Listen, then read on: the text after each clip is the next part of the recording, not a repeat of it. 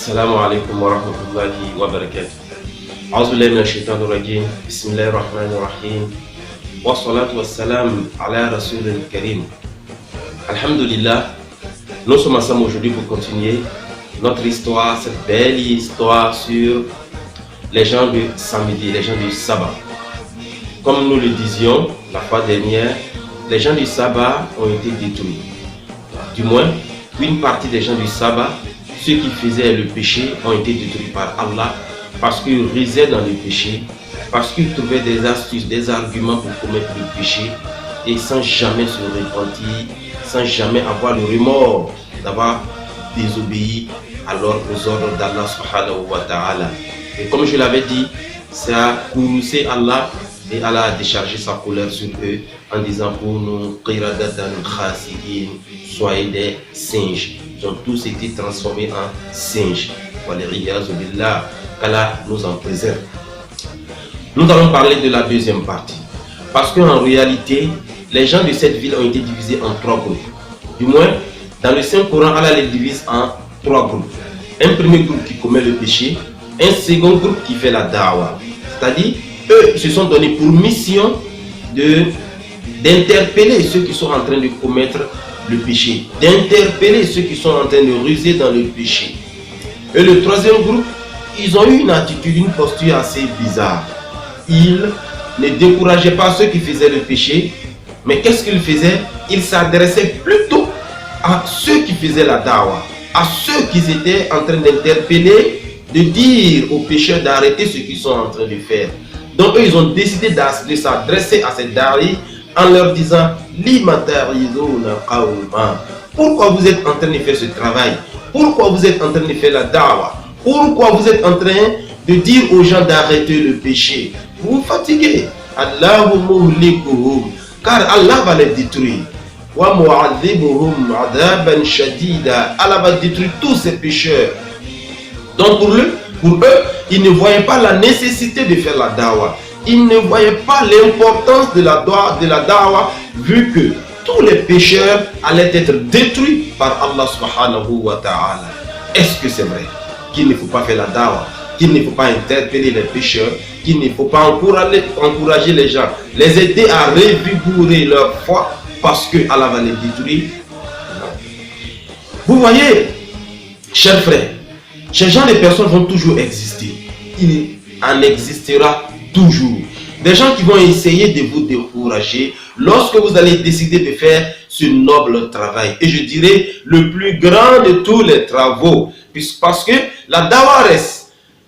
Je le confirme et Allah le dira dans le Saint-Coran. وَمَنْ أَحْسَنُ قَوْلًا مِمَّنْ دَعَا إِلَى اللَّهِ. Qui a une belle parole ou qu'il a une bonne parole plus que la personne qui appelle vers Allah?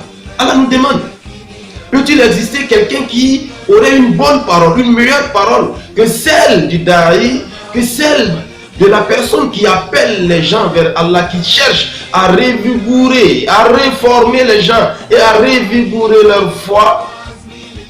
Peut-il exister une meilleure action que celle-ci? Non, il ne peut pas exister de belles paroles, de meilleures paroles que celles du da'i. Pas du tout. Donc il existera toujours des gens qui vont essayer de vous décourager, qui vont vous faire des procès d'intention. Oh, lui, il veut se faire voir, il aime trop prêcher. Celui qui prêche toujours à la mosquée là, celui il est toujours dans les quartiers en train de dire ça c'est pas bon, ça c'est bon, allez-y à la mosquée. Mais il n'a rien à faire lui là. Lui là, il veut toujours se faire voir. Celui il est toujours en train de faire les posts sur Facebook, sur Snapchat, sur YouTube. Il aime trop se faire voir lui là. Les gens vont te faire des procès d'intention. Et ça n'a pas commencé aujourd'hui. C'est ce que Allah subhanahu wa ta'ala nous dit. وَكَذَلِكَ جَعَلْنَا لِكُلِّ نَبِيٍّ عَدُوًّا شَيَاطِينَ الْإِنسِ وَالْجِنِّ يُوحِي بَعْضُهُمْ إِلَى بَعْضٍ زُخْرُفَ الْقَوْلِ غُرُورًا وَلَوْ شَاءَ اللَّهُ مَا فَعَلُوا وَلَكِنْ أَكْثَرَهُمْ يَجْهَلُونَ. Allah dira quoi? Que moi Allah j'ai décidé que chaque prophète ait des ennemis parmi les djinns et des ennemis parmi les hommes. Ils vont s'inspirer des paroles trompeuses. Et ces paroles, quel sera le but de ces paroles? C'est de chuchoter et de provoquer le découragement du da'i. Le shaitan djinn, qu'est-ce qu'il va faire? Il va inspirer des paroles à qui? Au shaitan homme. Qui est le shaitan homme? C'est celui qui n'aime pas entendre la parole divine. C'est celui qui n'aime pas voir qu'on prêche la parole divine. C'est lui qui est le shaitan homme. Donc le shaitan djinn va lui inspirer des paroles et lui maintenant il va t'inspirer des paroles afin de te décourager. Car en réalité, le dahi est l'ennemi numéro 1 du shaitan. Iblis, il est en train de faire des œuvres. Il travaille jour et nuit. Le but d'Iblis c'est quoi? C'est d'envoyer les gens à l'enfer. Donc il va les pousser à commettre le péché. Il va entacher leur foi. Ils auront des découragements. Ce sera difficile pour eux de faire la prière, de faire les azkars. Donc Shaitan va les décourager à aller vers Allah subhanahu wa ta'ala. Lorsque toi tu vas faire des posts, lorsque toi tu vas faire des vidéos, lorsque toi tu vas marcher entre les hommes, tu vas te lever à la mosquée en train d'encourager les gens, c'est comme si tu es en train de détruire tout le travail que Iblis est en train de faire. Donc tu deviens son ennemi numéro 1. Donc Iblis, il va utiliser des astuces afin de te décourager. Car il sait, si toi, tu arrêtes de faire la dawa, tu arrêtes d'encourager les gens à poser des bonnes actions et à arrêter les mauvaises actions, lui, Iblis sera le plus gagnant. Donc il va passer par des hommes, il va passer par ceux qui sont proches de toi afin de te décourager. Tu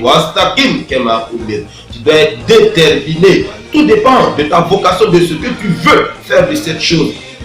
Si en réalité, au fond de toi, tu crois que rendre service aux gens, aider les gens à réformer leur foi, à avancer vers Allah, si tu prends cela comme une vocation, si tu prends cela comme un travail, tu prends cela comme une aide que tu apportes au prophète Mohammed, car c'était la mission du prophète, d'aider le monde entier à se réformer et à se rapprocher vers Allah, vers le paradis.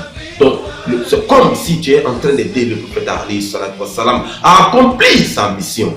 Tu dois te dire que tu ne vas pas abandonner. Quel que soit ce que les gens vont dire, c'est ce qu'Allah dira, qu'il existera des gens. Il y aura toujours des gens à chaque époque. Ces personnes-là, qu'est-ce qu'ils vont faire? Ils vont appeler les gens vers Allah. Ils vont montrer Allah aux gens. Ils vont montrer les bonnes actions aux gens. Ils vont réformer les gens. Allah dit, ils n'auront pas peur du découragement. Ils n'auront pas peur de ce que les gens diront sur eux. Ils n'auront pas peur de ce que les gens diront. Ils n'auront pas peur de dénigrement des gens. Ils ont un objectif. Ils savent que ce qu'ils font est noble. On n'arrête pas une noble parole à cause de ce que tu entends. C'est pourquoi Allah il a dit au prophète, il a averti le prophète. Les gens vont te décourager. Mais sache que c'est moi, Allah, qui ai décidé ainsi. Chaque fois que tu décideras de faire ce travail noble, tu auras toujours des ennemis. Et souvent des ennemis pires. Est-ce qu'Allah dit وَكَذَلِكَ جَعَلْنَا لِكُلِّ نَبِيٍّ عَدُوًّا مِنَ الْمُجْرِمِينَ. Nous avons fait pour chaque prophète un ennemi parmi les criminels. Donc tu auras des ennemis parmi les criminels, parmi les gens qui ne veulent pas l'ordre, qui n'aiment pas la parole d'Allah. Des gens qui vont essayer de te salir, de salir ton honneur, de te faire du mal.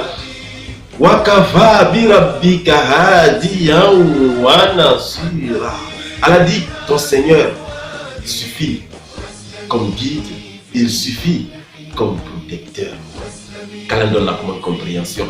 Et qu'est-ce que, lorsque ces personnes vont commencer à décourager ceux qui sont en train de faire le bien, et qu'est-ce qu'ils diront?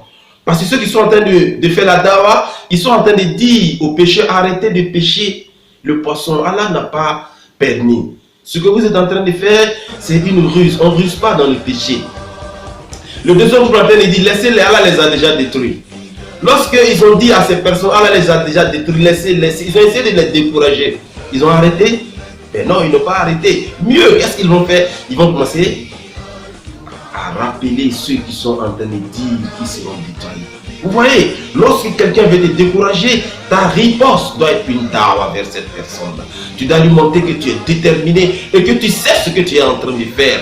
Ne présente pas un état de doute. Qu'est-ce qu'ils ont dit? Lorsqu'ils ont dit Mata'idhuna qawma Allahu mu'adhibuhum aw muhlikuhum 'adhaban shadida qalu ma'adhiratan ila rabbikum wa la'allahum yattaqun. Nous faisons cela afin de désengager notre responsabilité envers Allah. Et nous faisons cela parce qu'il y a de fortes chances que certaines personnes parmi eux comprennent et acceptent d'arrêter le péché. Donc ils savent pourquoi ils sont en train de faire la dawa. Et c'est ce qu'ils sont en train de dire à ces personnes. Nous ne faisons pas cette dawa par suivisme. Non, nous le faisons par conviction. Nous savons ce que nous faisons. Et nous savons ce que nous attendons d'Allah. C'est ça le vrai da'i. C'est ça la personne. Le caractère de la personne qui décide d'aider les personnes à s'approcher d'Allah. Tu dois savoir ce que tu veux et ce que tu recherches. Quel est l'enseignement qu'il nous donne? L'enseignement qu'il nous donne ici, il nous enseigne que la dawa a deux objectifs, pas trois, deux. La dawa a deux objectifs. Vous voyez, c'est ce qu'ils sont en train de nous dire. Les pécheurs, quand les gens pêchent, parmi tous les pécheurs, nous avons deux groupes. On peut diviser les pécheurs en deux groupes, pas trois, deux grands groupes, les pécheurs. Il y a parmi les pécheurs des gens qui ne vont jamais, je dis bien au grand jamais arrêter le péché, quel que soit ce que tu vas dire. Donc quand tu commences à lui parler de Dieu, tu sais que lui ne va jamais accepter. Souvent quand tu le regardes même là, tu sais que lui là, je vais lui parler, il va me fatiguer, il va même pas m'écouter. C'est ce qu'Allah a dit au prophète alayhi salatu wassalam. Walau annana nazalna alayhimul malaika. Il dit il y a des gens, ceux-là, même si on fait descendre les anges du ciel afin qu'ils viennent leur parler pour leur dire Allah existe, Allah est réel, le prophète Mohammed alayhi salatu wassalam est le prophète d'Allah, ils ne vont pas croire. Wa kallamahumul mauta. Même si on ressuscite tous les morts des tombes et que les morts viennent leur dire waouh, nous sommes partis, nous avons vu le paradis, nous avons vu l'enfer. Dieu, nous l'avons rencontré, il est réel, il existe. Le prophète Mohammed existe, il est réel. Ils ne vont pas croire.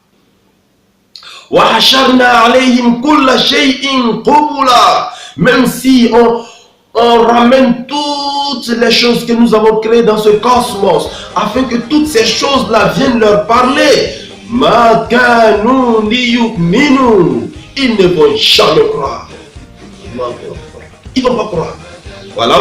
ولو أننا نزلنا عليهم الملائكة وكلمهم الموتى وحشرنا عليهم كل شيء قبلا ما كانوا ليؤمنوا. Ils ne vont pas croire. Ils ne vont pas croire. إلا أن يشاء الله. Sauf si Allah a voulu qu'ils croient. Donc il y a des gens comme ça, ils ne vont pas croire, quel que soit ce que tu vas dire. Mais est-ce pour autant que nous allons abandonner la dawa vis-à-vis de ces personnes? Parce que tu as l'intuition, tu as l'impression que cette personne ne va pas croire. Ou tu sais en réalité que cette personne ne va même pas croire. Il ne va pas t'écouter. Donc pour cela tu arrêtes la dawa? Ben non. C'est ce que ce groupe de daïs, parmi les gens du village du samedi, est en train de nous enseigner. Ils me disent quoi? Nous devons désengager notre responsabilité. Oui, parce que nous sommes responsables. Ils sont en train de commettre le péché. Lorsque tu les appelles, s'ils refusent, ça n'engage que.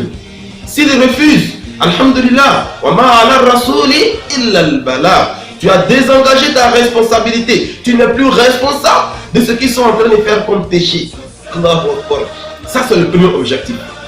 Notre premier objectif, c'est de désengager notre responsabilité vis-à-vis de ceux qui sont en train de commettre le mal dans la société. C'est pourquoi l'imam Ghazali dit, quand tu es dans quand tu es dans une société, tu es dans un endroit, tu es dans un espace et que les gens sont en train de commettre le péché, tu as deux options. Soit tu leur fais la dawa afin qu'ils arrêtent. Si tu leur fais la dawa, tu n'es plus responsable. Ou tu quittes les lieux. Si tu restes là, tu ne fais pas la dawa, tu ne quittes pas les lieux, c'est comme si tu cautionnais leur action. C'est pour cela que la personne qui s'assoit à la même table que ceux qui boivent le vin, c'est considéré que cette personne-là cautionne, sauf si il est assis sur cette table en train de leur faire la dawa et n'a pas arrêté. Si ce n'est pas pour la dawa, il doit quitter cette table. Ou bien il a cautionné leur action. C'est cela. Donc le premier objectif de la dawa, c'est de désengager notre responsabilité. Quel est le deuxième objectif? Deuxième objectif, c'est afin qu'ils croient. C'est de réformer les gens. Donc il y a un groupe de pécheurs. Eux, ils font le péché soit par déficit de foi ou par déficit de savoir. Peut-être qu'il ne sait pas, c'est à cause de ça qu'il est en train de commettre. Quand tu vas lui dire, ah, donc c'est interdit, subhanallah, qu'Allah me pardonne, il arrête de pécher.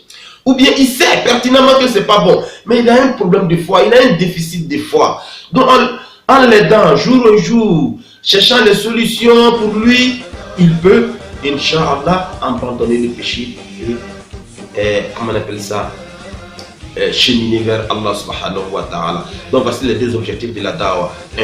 Désengager notre responsabilité. 2. Aider le péché à sortir du péché. Qu'Allah nous donne la bonne compréhension. Nous allons terminer par ceci. La da'wah, c'est la responsabilité de tout le monde. C'est vrai que les savants nous disent que la da'wah, la première condition, c'est la science. Mais en réalité, il faut bien détailler ces paroles. Est-ce que c'est seulement réservé aux savants? Non, je dis non. La da'wah n'est pas l'exclusivité des savants. La da'wah, c'est la responsabilité de tout le monde. À l'époque du prophète alayhi salatu wassalam, tout le monde faisait la da'wah. Enfants, femmes, hommes, tout le monde faisait la da'wah. Mais il faut savoir que la da'wah se fait avec la science. Tu ne peux pas parler si tu n'as pas un minimum de science.